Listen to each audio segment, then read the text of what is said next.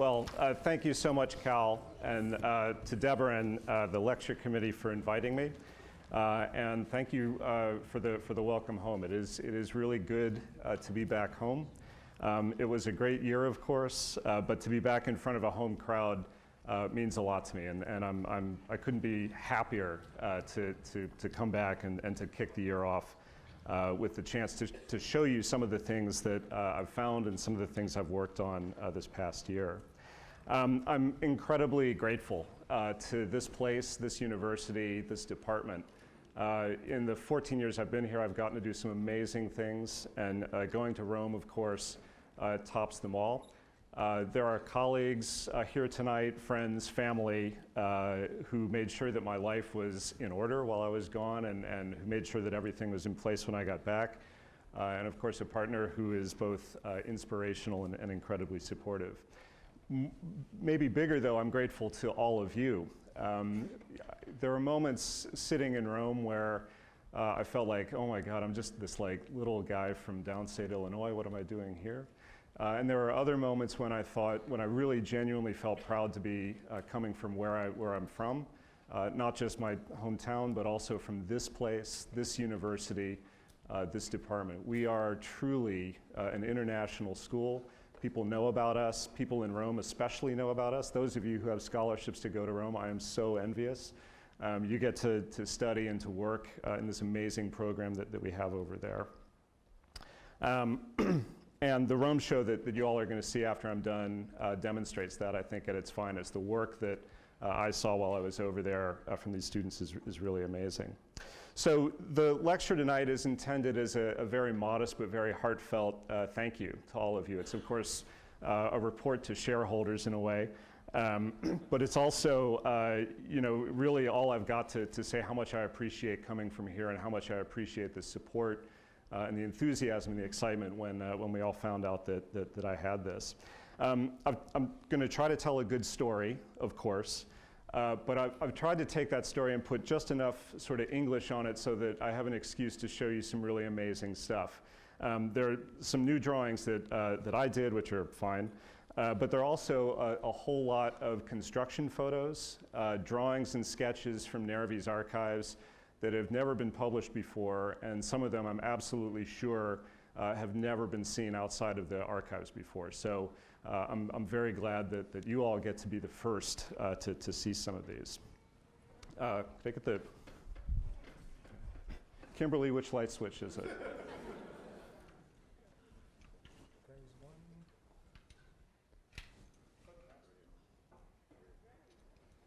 That one?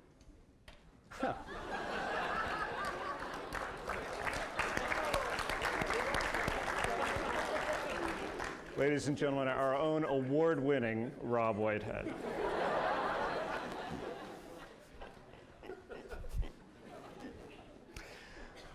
The title of my talk tonight, and the sort of working title for the project, is Beauty's Rigor.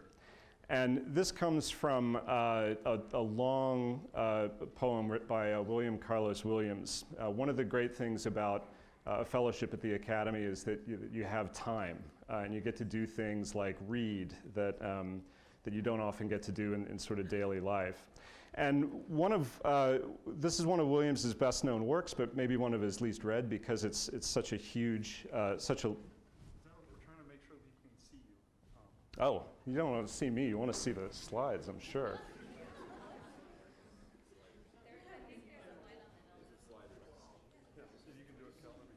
All right. Perfect. All right. It takes more than a village. It takes a small town, for sure. So this poem by Williams called Patterson, which he took 10 years to write and publish.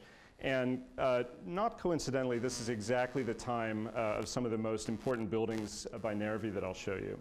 But more importantly, there's a kind of thematic resonance here. Williams was trying to argue for a kind of return to the real world, right? High modernism had been very abstract in literature, and Williams was trying to get back down to the sort of stuff of life. And to do this, the poem's set in Paterson, New Jersey. And his point was trying to prove that beauty, unlike this sort of opening line of the poem where he says that beauty is locked in the mind, he wanted to show that beauty was out in the world. And I'll come back to this and explain why this kind of frames the talk I want to give tonight. I've been interested in Nervi for a long time. Nervi was one of the great heroes in Foster's office, and one of those architects and designers that people talked about all the time. He's known as a structural engineer, which he certainly was. He's best known perhaps for the buildings that he did for the 1960 Rome Olympics, the Palazzetto dello Sport on the left, maybe the best known of those. He was trained as a structural engineer and certainly had a practice as a structural engineer. But what's often forgotten about him is that he was also a builder. He was also a contractor. And in addition to the office along the Tiber River in Rome, he had a working yard, an experimental yard in southern Rome, in Maliana, where his firm actually experimented with concrete techniques. And most of the buildings that he's best known for were not only designed in the engineering firm, but actually built by Nervi and Bartoli, the contracting firm. And this, to me, has become increasingly important. I've always been interested in structural engineering. I've been more and more interested in how structural engineering and construction kind of argue with one another and in turn argue with design, and how really good designers are able to sort of synthesize all three of these things. So for me, Nervi is perfect. He's trained as an engineer, he's trained as a builder, not trained as an architect, although his son was, and his son Antonio played a bigger and bigger role in the firm through the 60s. What the project that I went to Rome to do involved trying to understand where Nervi's work came from, why his work seems so much more engaging, so much more beautiful, so much more thoughtful than a lot of the structural engineering and architecture that went on during the same era. And what I came back with is an understanding that Nervi was sort of uniquely poised to take advantage of things that were going on in Italy. But his career was also uniquely constrained by the economy, by the political situation, and by the resources that he had to work with.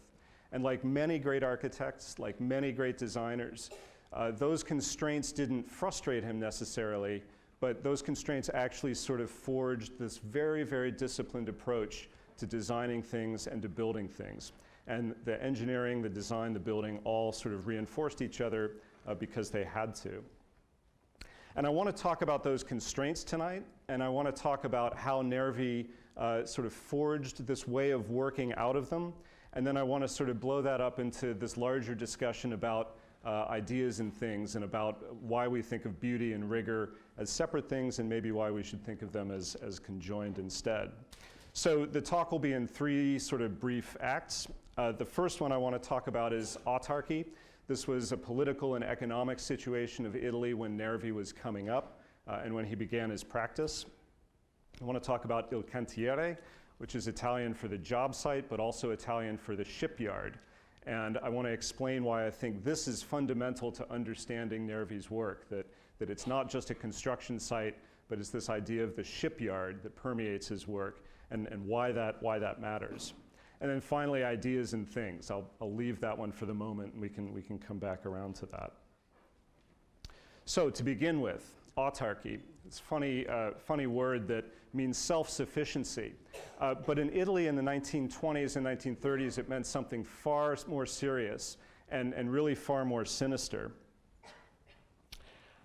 If you look at a map of resources, natural resources in Europe, you see things that we sort of know almost by heart. That there's an iron belt that runs through northern Europe, that England, for instance, has natural deposits of iron ore. France and Germany certainly have natural deposits of iron ore. And this is where the kind of metal, steel, iron revolution really took place. In England in the 18th century, Germany and France in the 19th century, and it spread sort of through northern Europe in the 20th. But if you look closely, you'll find that Italy has no naturally occurring iron ore deposits.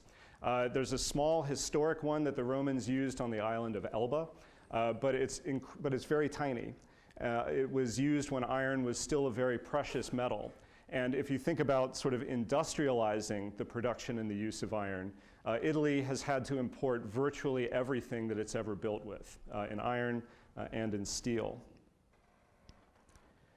There's a similar map that shows coal reserves in Europe. These are both published in 1921, right about the time that Nervi was beginning his own practice, early in his own practice. And you see the same thing. Italy has not only always had to import its iron, but it's had to import its energy. It has no naturally occurring coal resources to speak of. It has to bring coal in the 1920s from Great Britain. And it's also had to do this with petroleum. So it has an iron deficit and it has an energy deficit. One of the solutions that you see in the southern European countries to the lack of metal, to the lack of steel, is a reliance on concrete. When we think of the great concrete engineers, particularly Torroja in Spain and Nervi in Italy, these are southern European phenomena. And there's a kind of southern European approach to concrete that again comes from necessity. There's not enough steel to build like they did in France and Germany and England, and so they instead turned to concrete. Concrete was perfected as a structural material really in France by Anabic around the end of the 19th century. And you can see that in the Système Anabic, he has taken concrete's strength in compression and combined it with minuscule amounts of steel reinforcement that take up the tension that goes into a bending member. And what this means is that you're essentially tricking concrete into thinking that it's a metal, into thinking that it's steel, into behaving like that. It can take bending in a way that raw concrete or stone or brick can't take. And you can see the development of these skeletal systems of concrete around the end of the century that sort of look like steel skeletons, but are built predominantly with the material that was cheaper and that was available in more parts of Europe. The Système Anabic applied not only to buildings, to warehouses and factories, but also to bridges. And in 1911, when Nervi was a young student in the engineering school at the University of Barcelona, University of Bologna, one of the great achievements in concrete engineering happened just down the coast in Rome. The Tiber River, which for centuries had been bridged with multiple stone arches, was finally bridged in one single span. And this used the patented system that Anabic developed. It was designed and built by a licensee of the Anabic system named Porcedu. And it relied on the monolithic nature of concrete to achieve this. There's a famous incident where a group of German engineers wrote to Porcedu and to some of the professors at the University of Rome and said, we're very worried. We've seen the drawings for this bridge. We've done the calculations and it simply can't stand. It's too thin. You need to stop construction immediately. And the letter that went back said, thank you very much for your concern. We finished the bridge 6 months ago and it's fine, right? Nervi told this story over and over and over again. As big as a fan as he was of concrete, he hated academic engineers and used to tell the story again and again and again as the lesson being that what's actually out there in the world, right, what's actually tested is important. The reason that the Ponte Risorgimento stands when traditional methods say it should fail is that concrete is monolithic. Steel is elemental. When you build a steel structure, you're combining dozens and dozens of little pieces with joints that all can move just a little bit. What this means is that you have to think of every piece in the structure as an individual element and consider how it behaves on its own. With concrete, if it's designed right, the entire structure functions as one monolithic thing. So a load applied to the bridge will find its way, will find the most efficient way to get to the supports of the bridge almost no matter what. Nervi described it as the structure doing the engineering for you. This doesn't work if the shape is really crazy, but for a shape where you can imagine a load path, concrete will typically carry a load very efficiently. This was a huge lesson for Nervi, and it's one of the things that he refers to constantly, is that concrete, being monolithic, has this advantage over steel. We can't understand necessarily how the structure, how the forces are flowing through it quite as well. But it has this multiple redundancy that lets it carry surprising loads that in steel it wouldn't be able to carry at all. So At Bologna, Nervi studied under two professors. This again is right at the time when concrete is sort of taking over from steel as the high-tech material of choice. And his professor Attilo Muggia was a constructor. Nervi went to work for him for several years after graduating. And Muggia taught really from the ground up, taught from the principles of construction, and from those sort of figured out how the building would stand. Silvio Canavazzi, on the other hand, was one of the leading theorists of concrete engineering. Canavazzi didn't build. He sat there and did the math. And somewhere between these two, Nervi found this happy medium, knowing what the theory was, but also knowing how it was built, right? From the sort of world of math down to the real world, but also from the real world up. He went to work for Muggia and then set out on his own in 1920. And for several years did these very, very pedestrian, very, very pragmatic factory buildings, particularly in the textile town of Prato. These are all essentially based on Annebeek's system. If you look at the image on the top, you basically see a reinforced concrete skeleton, very much like Annebeek had patented. Nothing really terribly innovative. Nervi developed a reputation as a very effective designer of factories and warehouses. And you can see in the bottom that there's a kind of, at least a sort of thoughtful approach to things like daylighting, to things like long span structures and trusses, all executed in concrete. But Nervi's early career occurred against a political background that is impossible to ignore. In the 1920s in Italy, Mussolini had just come to power in 1922. And part of the propaganda campaign that Mussolini relied on was autarchy, that Italy should be entirely self-sufficient, that Italy didn't need the rest of the world. This got even more serious in the 1930s after the country invaded Ethiopia. The rest of the world brought crippling economic sanctions down on the country, and suddenly Italy was actually forced into this very serious autarkic economic policy. In some sense, that meant that concrete was even more of a desirable material. Because all of the materials for concrete were available in country, reinforcing was not, and so this was a difficult negotiation. You see buildings by architects like Piacentini. This is the University of Rome, constructed in 1935, of what Nervi called weak concrete. Concrete that was almost all bearing, that was under-reinforced, that didn't have the amount of steel that we would typically expect to see in it today. And you can see that the columns here are very big, the windows are very small. It looks like a Roman brick building in terms of its proportions. And it's clad in travertine, which was, of course, Italy's #1 kind of building material to export. So this is seen as an autarkic building by the fascist regime. And Nervi had a sort of ambivalent relationship with the government and the political system at the time.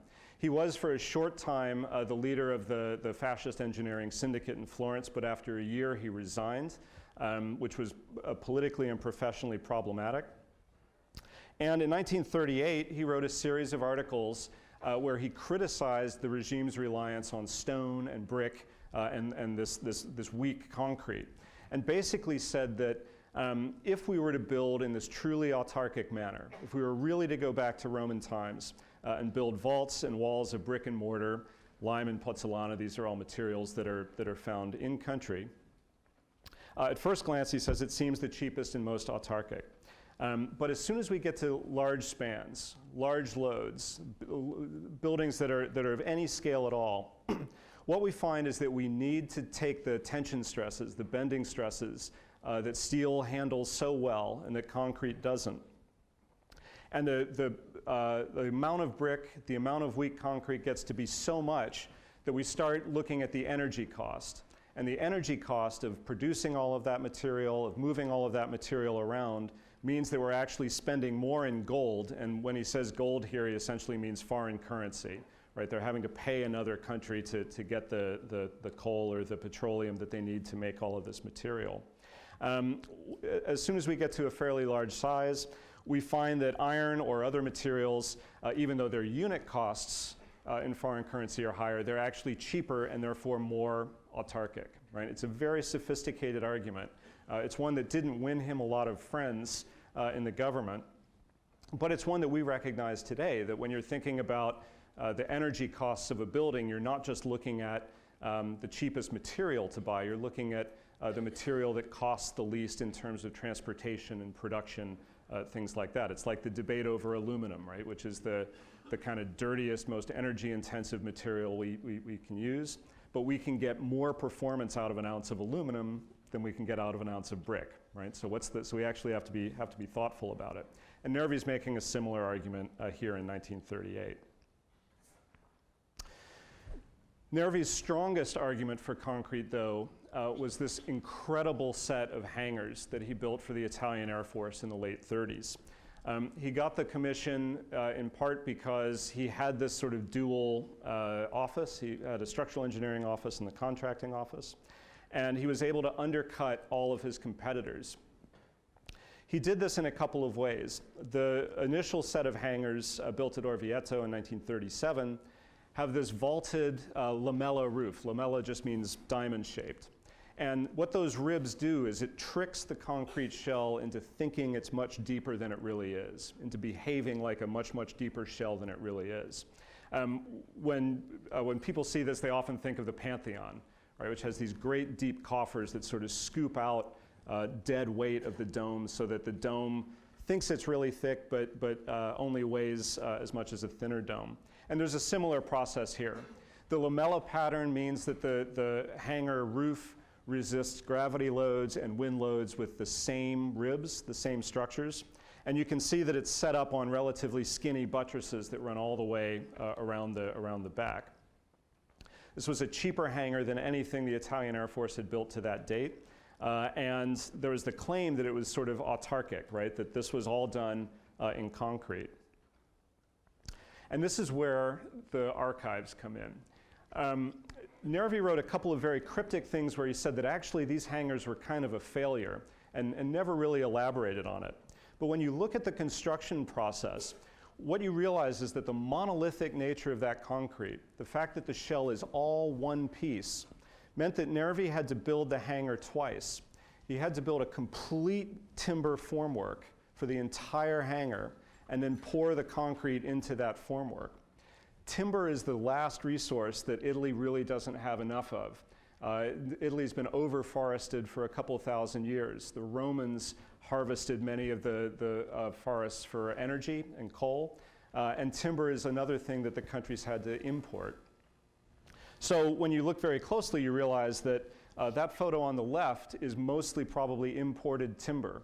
And it's essentially an entire timber hangar that's only built so that Nervi can then come in and pour the concrete hangar into it.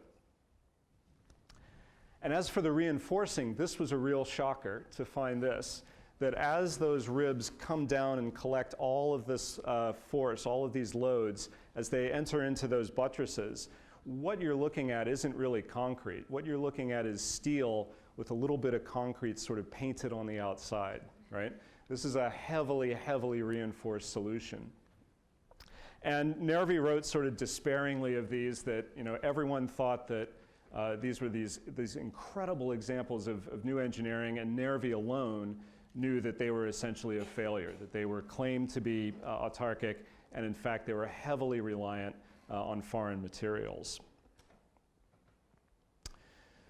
So in the Magliana yard in southern Rome, and if you know Rome, to the right of the picture you can just see the square Colosseum in AUR. This is the thing you see when you're coming in on the train from the airport.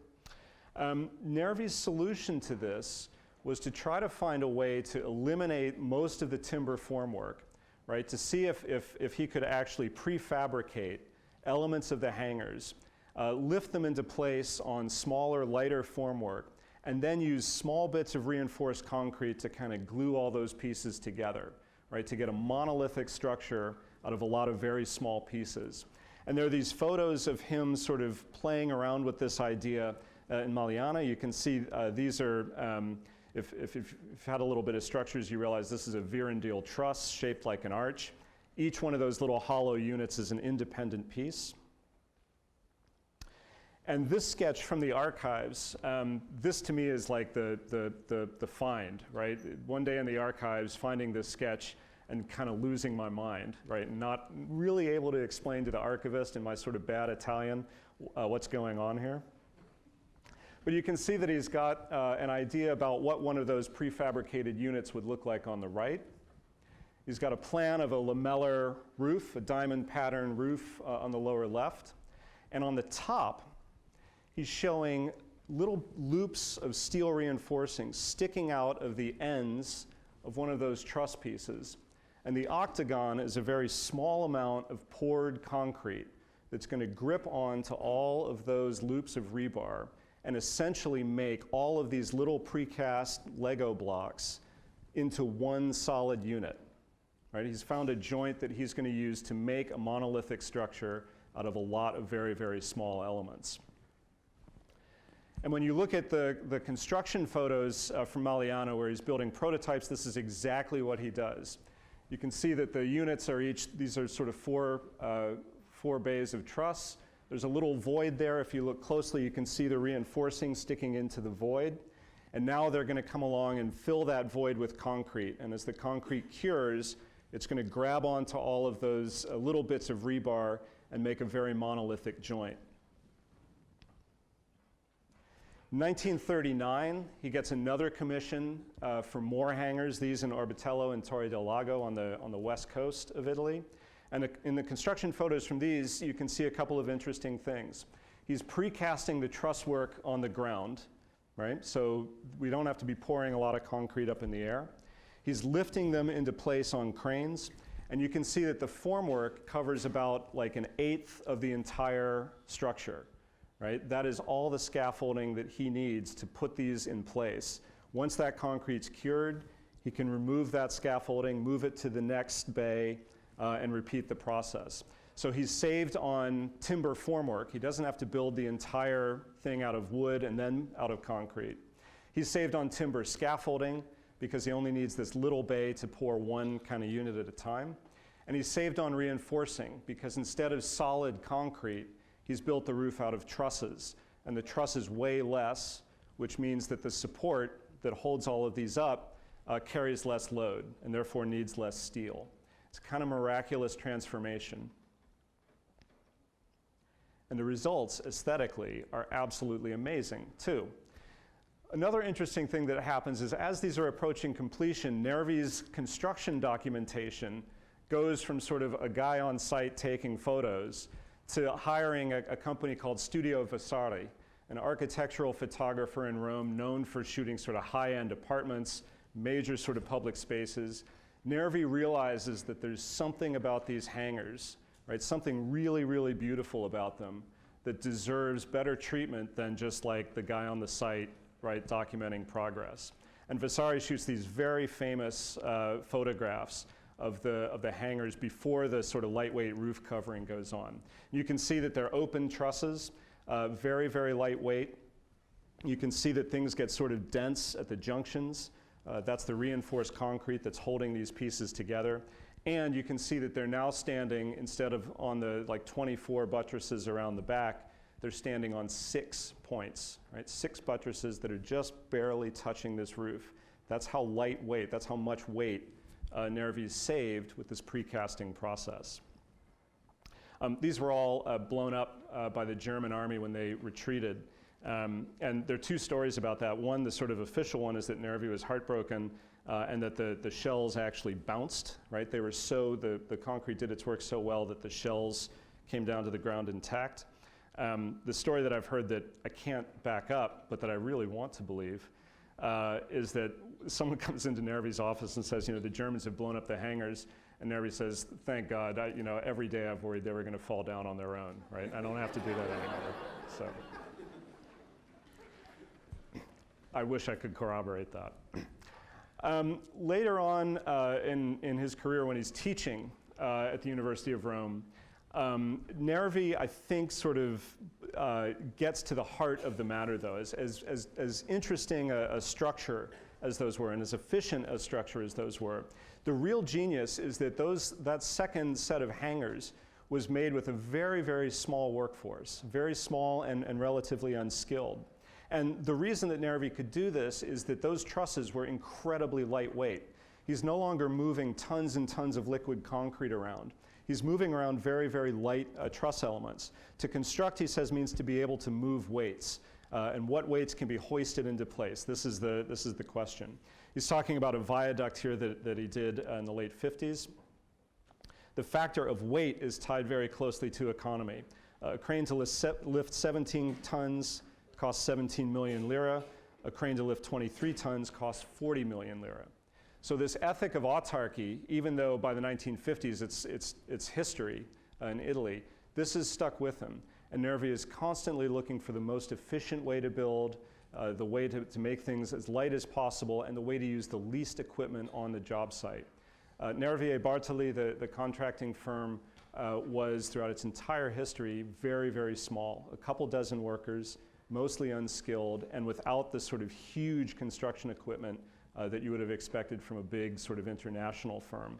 And this, I think, gets to the heart of why he was able to do that. He was constantly paying attention to what could be cast by a few construction workers and lifted into place by a small crane. All right, il cantiere, which in Italian means both the job site and the shipyard, one of these kind of useful mistranslations. It turns out that as Nervi was finishing up the hangars, he did a small project for the Italian Navy. The Navy came to Nervi's firm and said, we can't get the steel that we need for warships. We'd like to explore the possibility of building them out of concrete. This is not a new thing. This was something that was done even in the late 19th century. But Nervi was an innovative engineer and thought the problem through and managed to produce 3 or 4 hulls for the Italian Navy before the program was scrapped in 1943. And to do this, weight, of course, matters if you're building a hangar, but it matters even more if you're trying to float a ship, right? Weight is super important. And Nervi's designs for these boats show a material development that he would carry with him for the rest of his career, called ferrocemento. And you can see in the big section here, these ship hulls all have sort of beams and structure that runs across the hull. But if you look very closely, you'll see that the skin of the ship is actually very, very thin. And this detail that's on your left, if you blow it up, what you can see is that this is made up of a handful of reinforcing bars, very, very sort of scattered, much less than you'd expect to see in a typical concrete slab. And then sandwiched around those reinforcing bars, which kind of hold the basic shape of the ship, is wire mesh, which was a scrap material like the screens in your windows today, that the very, very small steel industry in Italy essentially treated as a waste product. And what Nervi realized is that if you layered that mesh together 7 or 8 times and sort of pushed lightweight cement through it, when that cement cured, what you would get would be a very, very thin, relatively pliable, and very sturdy plate, right? Plate that would look like concrete, but that would behave like steel. This on the right is a mock-up of ferrocemento made by students in the History of Italian Engineering program at University of Roma Due. And you can see that they've used reinforcing bars to get the basic shape. They've laid metal screen over that to get a kind of planar element. And then they've just literally mashed a really lightweight cement through that. And what you get, again, is it's like a hack, right? You're hacking cement into thinking that it's actually steel. It behaves almost like a steel plate. And so again, talking about similar projects, Nervi notes that prefabrication gets you only so far in saving weight, and that ferrocemento, this technique of making very, very thin, reinforced wire mesh plates out of concrete, saves you even more depth and saves you even greater weight, right? So 3 inches is the minimum thickness of reinforced concrete, but if we use ferrocemento, we can reduce this thickness to half, to 1.5 inches. And here you see a ferrocemento piece being put into place on a stadium in Rome, lifted by relatively lightweight tower cranes. These two ideas, prefabrication and ferrocemento, come together in a project that Nervi does right after the war in Turin. And it's this project, I think, that establishes the system Nervi, as it comes to be called, this combination of prefabrication, structural engineering, and ferrocemento.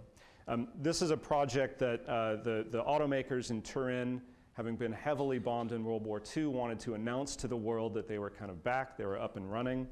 They realized too late that in addition to their factories, all of their exposition halls had been bombed.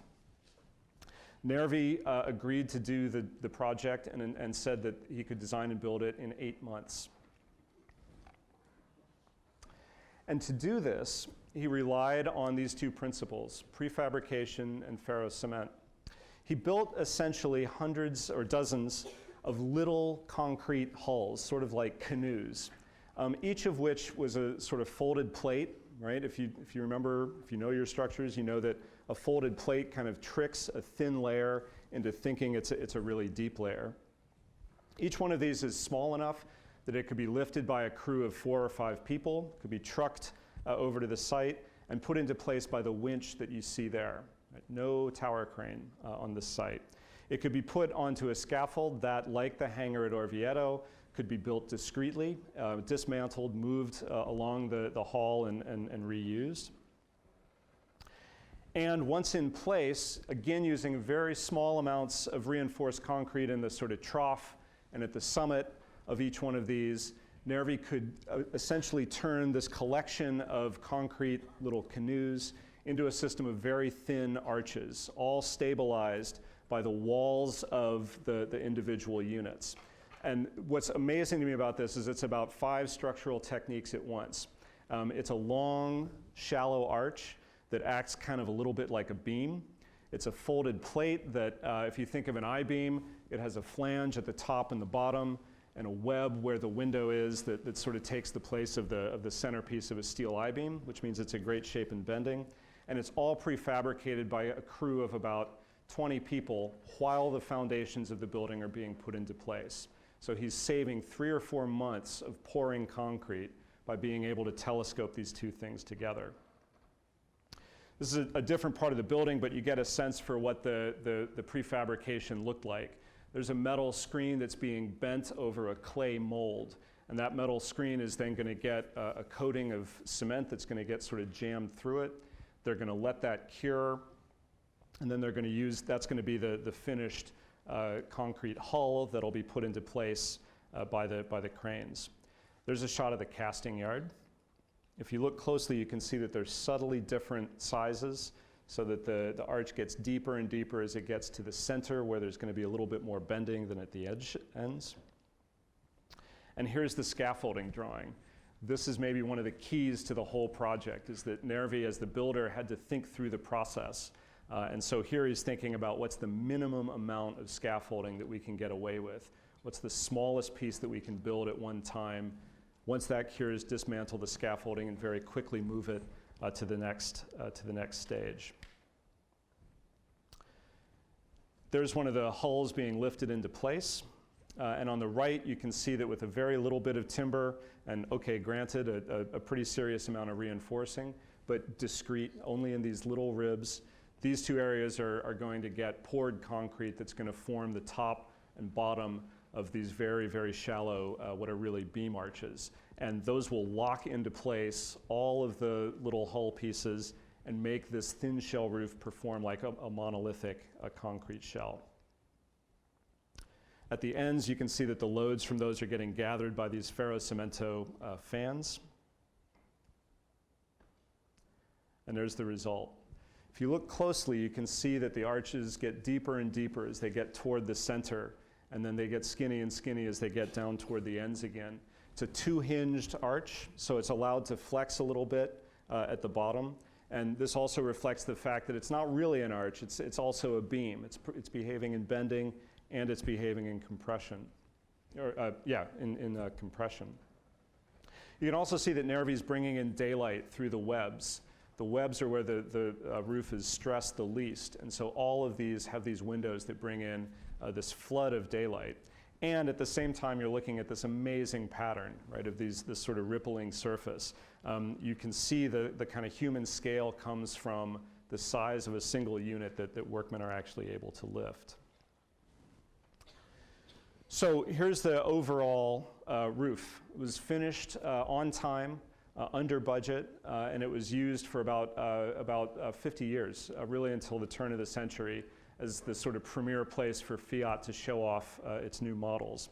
It's a combination of poured concrete buttresses and this ferrocement hull roof.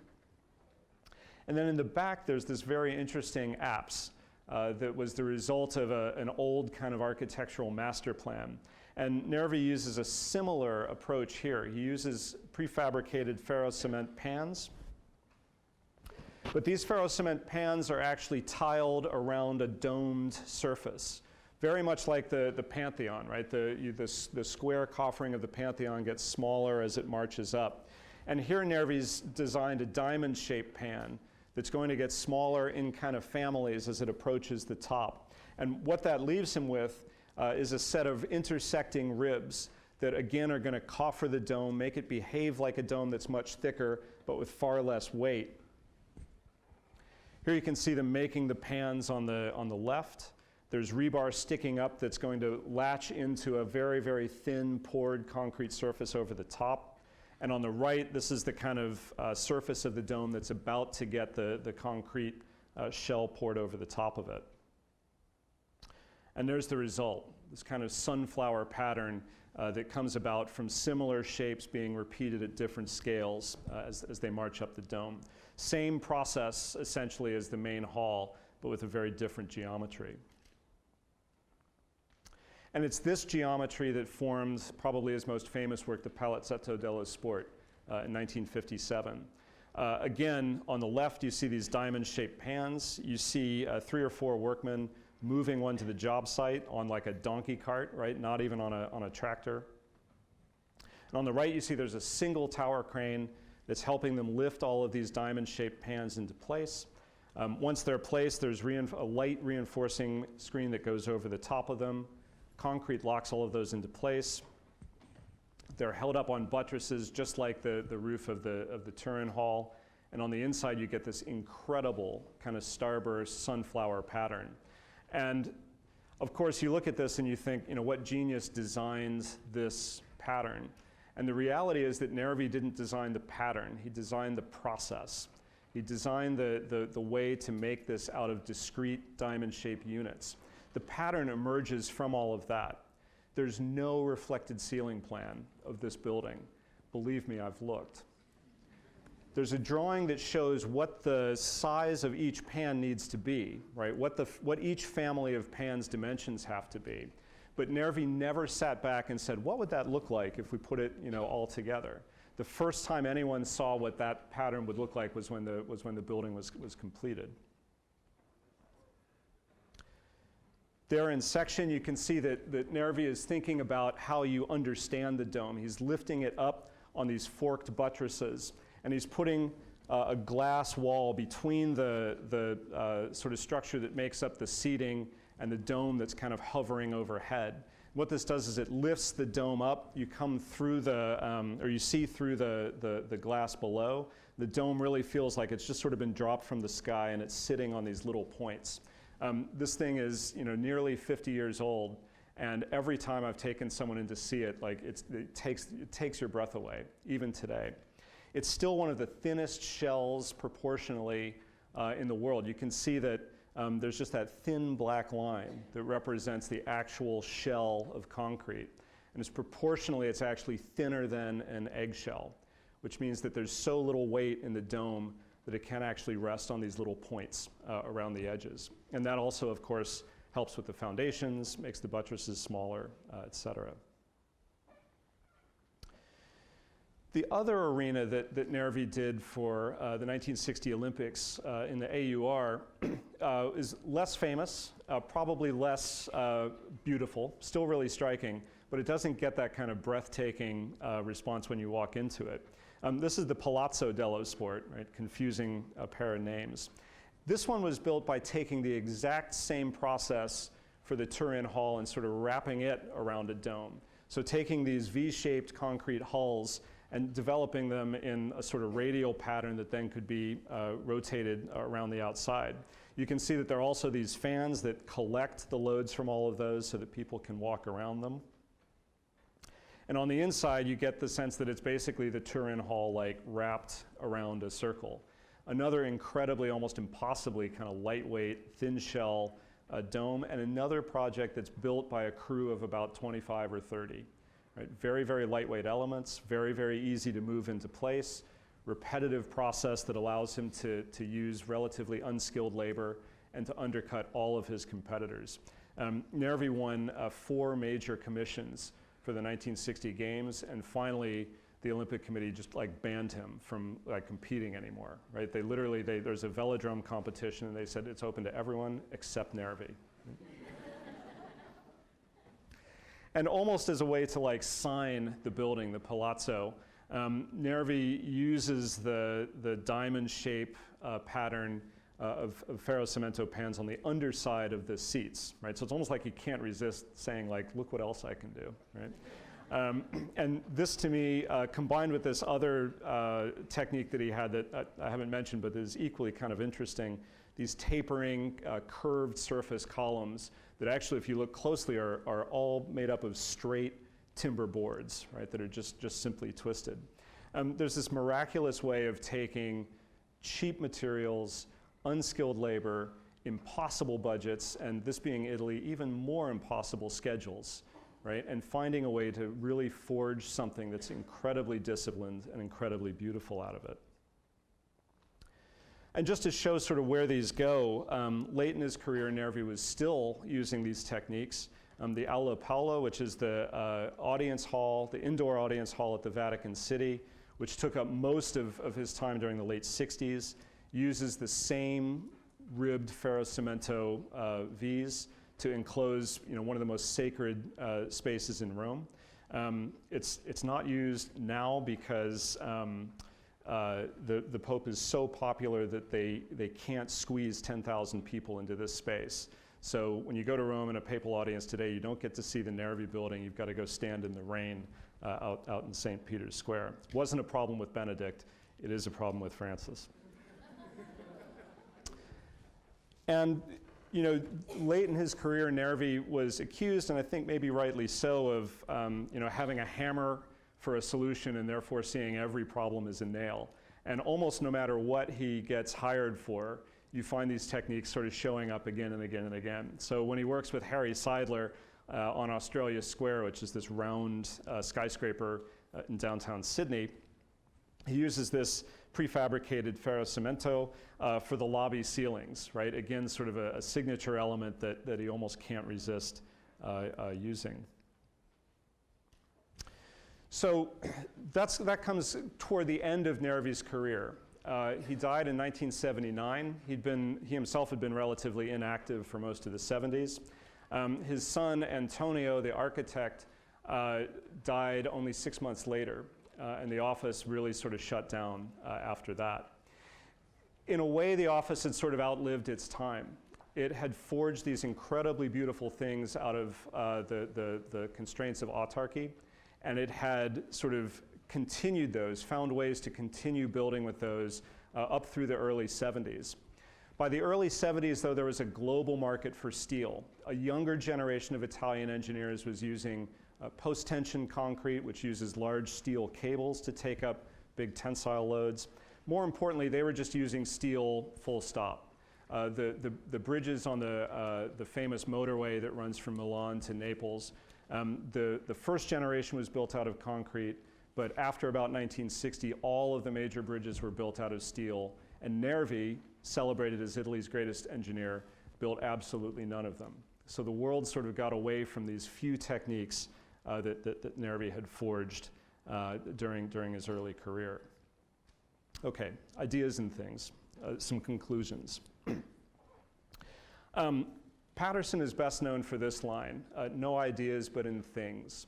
And this is sort of Williams' shot across the bow to high modernism, where he says that we need to get away from the abstractions of the 1920s, and we need to find beauty out there in the world, right? Out there in Paterson, New Jersey.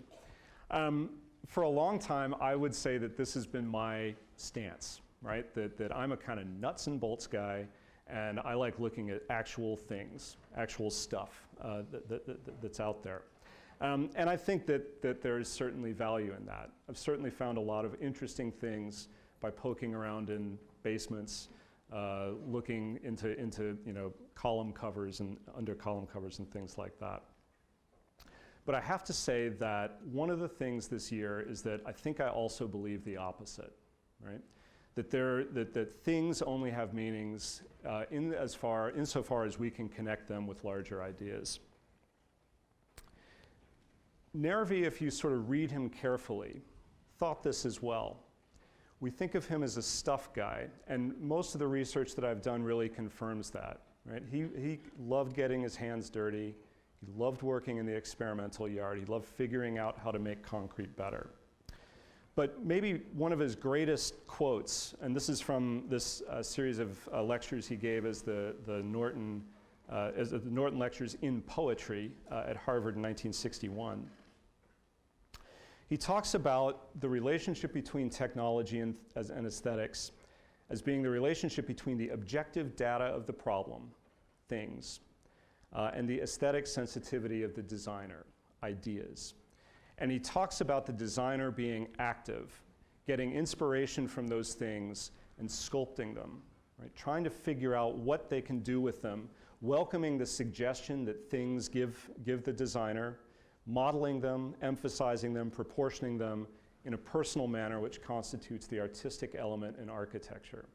Ideas and things going back and forth, talking to one another, negotiating, arguing. One of the conversations that we had ongoing at the Academy, or that I enjoyed sort of latching onto. In the humanities, there's this argument that goes under the rubric of texts versus stuff. And this is the people who read ancient texts for a living, arguing with the archaeologists who go out and dig things up. Turns out that those things almost never match, right? That there'll be a text that's about a battle somewhere, and the archaeologists will say, it wasn't there, we've dug there, doesn't exist. This argument goes on and on and on, and it's one of these sort of things that is fantastic to listen into. But the more that I heard this sort of argument between text and stuff, the more it connected for me to this notion of ideas and things. The texts that scholars look at from ancient Rome, ancient Greece, these are all aspirational.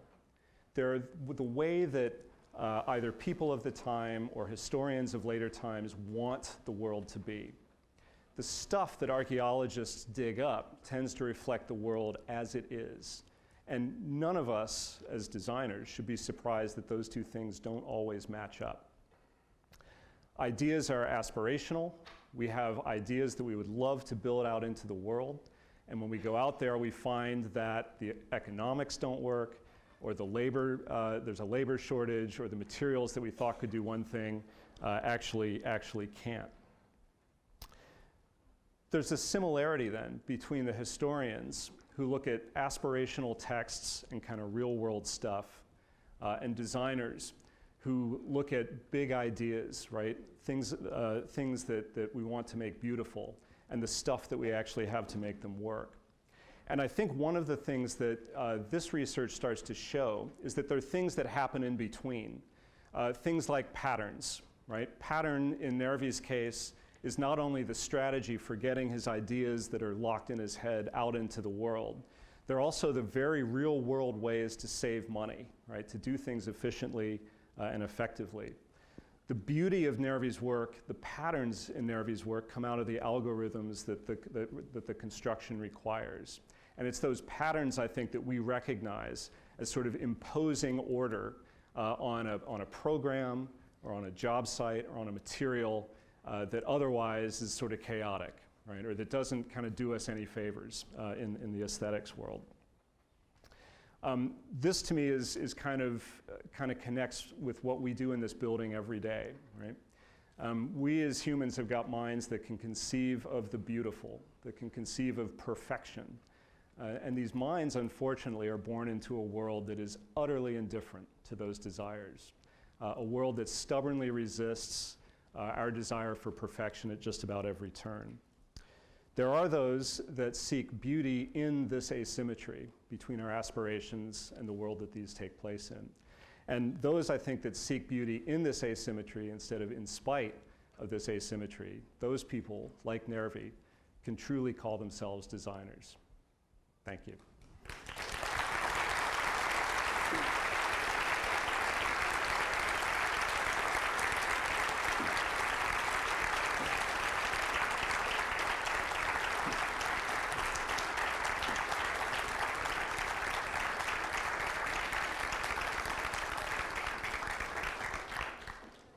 Deborah says we have a little bit of time for questions.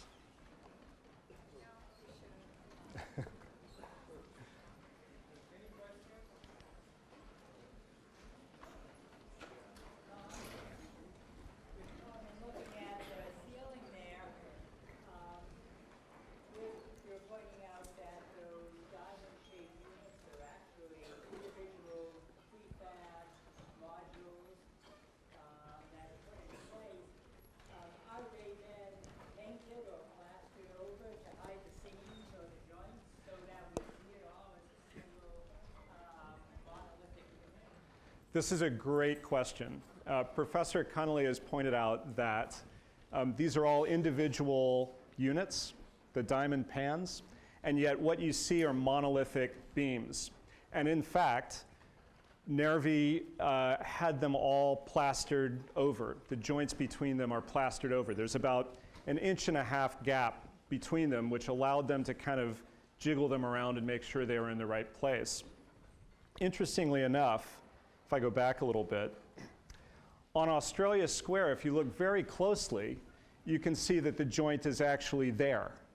You actually see it. And there's correspondence between Seidler and Nervi, where Seidler says, surely you don't mean to plaster these over, right? These tell you the whole story about how it was constructed. And Nervi, having plastered things over for the last 25 years, goes, oh yeah, of course, right? Like, what a great idea. So sometimes it takes architects to tell engineers what they're really thinking, right? But that's a great question because it gets to the heart of the fact that we see these as kind of monolithic shell structures, and yet the construction story is so important. And that kind of, the process that it goes through, something we as architects love to see exposed, and Nervi typically, let's see if I can get through it quick enough. Whoops, go back. Nervi typically wants to hide it, right? Until an architect comes along and says, you know, there's more to the story to tell. Yeah. So there's no part of any of those hangers left, those beautiful hangers, is that correct? Any parts, pieces, any resemblance, anything? Yeah, the question is there anything left of the hangars? There are a couple fragments of buttresses that exist both in Orbitello and in Orvieto. Orvieto is now a farm, and I was told in no uncertain terms that it was like not worth going to try to find. Orbitello, actually, it's fairly near the town. I haven't actually been, but what's left is kind of the boring bits, right? Not the roof shells, which came down and were just sort of carted off, but the kind of walls and little bits of the foundations are still there. Images of them actually in use, occupied? Oh yeah. They're the ones at Orbitello have these great shots of like Italian seaplanes, right? That are about to get shoved into the water, you know, to go like attack our guys, right? Okay. But no, they were used and they were successful. There were 2 generations of the second set of hangars that were built. Yeah. Tom, I'm gonna, as much as I'd love to keep going, I'm gonna Absolutely. from you. Yep. And the mic, more importantly. I just have to say very quickly, I love this moment where Tom is getting giddy because of the archive work, right? It's like this moment where you see something in a drawing that somehow you knew and you needed to see that drawing to prove it. Tom, that was fantastic. You got excited. It was like, archive work. Anyway, again, one more round of applause for Tom. Thank you so much.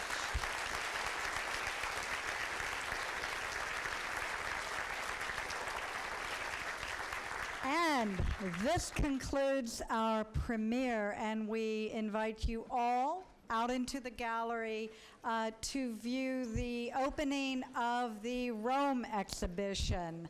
Please